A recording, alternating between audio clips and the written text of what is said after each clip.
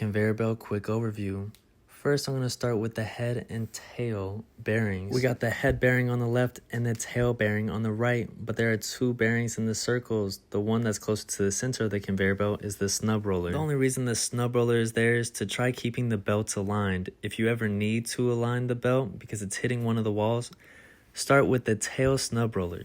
I'll explain more about aligning the belt later on in the video. The next part we have is the take-up unit. All it does is tighten or loosen the belt. You would want this tight because if the belt slips, then you're not going to have traction to move stuff on top of it. Moving on, we have the photo eye. All it does is shoot a laser and then it hits a reflector, and if it reflects back, the photo eye is good and it knows that nothing is in front of it. But if a bag ever crosses it, it's going to know something's in front of it, because it's not getting that laser returned back to itself. The last item we're going to focus on the conveyor belt is the control station. All it does is have a light, tells you if it's good to go, there's a jam, or it's disconnected. Quick color code reference: if it's green, it's good to go, it's running. If it is solid yellow, there is a jam. If it is flashing, the jam should be cleared and you can restart.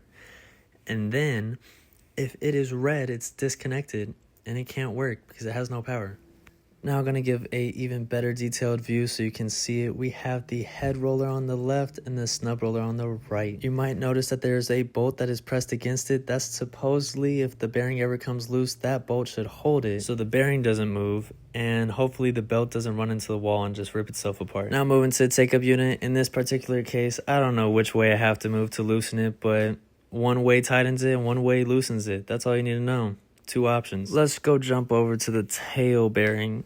We have the tail bearing on the far outermost side on the right, and on the left is this snub. If the belt is not aligned, then we got to mess with that snub roller. Another thing I want to point out is these bearings that I'm showing on one side is completely the same on the other side. So if you're only focusing on one side, you're doing only half of the inspection. You got to check both sides. Now let's go look at the photo eye again. The same thing that I told you, that if it shoots a laser across and the laser is returned, it knows nothing is there.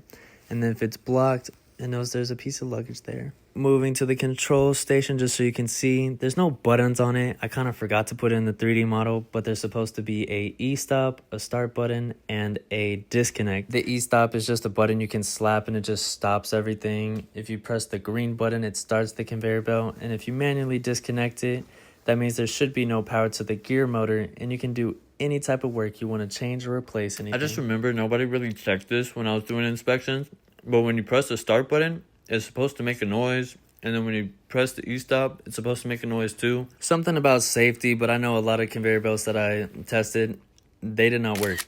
Now for aligning a belt, we have the tail roller that I'm about to highlight, and then the snub roller that you can't see, but it should be there. We're going to focus on just the two ways a belt can go. It can either go to the left side or it can go to the right. If the snub roller is aligned like this, the belt is probably going to be hitting the wall because there's too much pressure on the right and it's going straight into the wall. Now if the snub roller looks like this, there's going to be too much pressure on the left side pushing the belt to the right wall. That should be all you need to know to align the belt, but if you get confused, just experiment.